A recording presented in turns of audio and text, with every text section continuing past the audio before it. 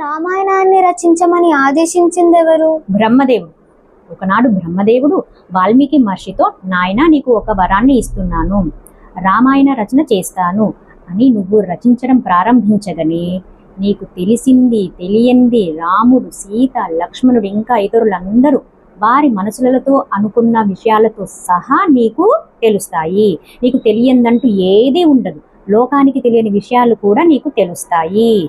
ఇందులో తప్పు కానీ, అబద్ధం కానీ, లేనిది కానీ, జరగనిది కానీ ఏదీ ఉండదు.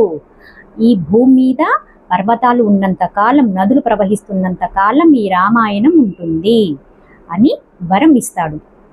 అందుకే రామాయణాన్ని ఆది కావ్యంగా, దాన్ని రచించిన వాల్మీకి మహర్షి ఆది కవిగా పిలువబడుతున్నారు.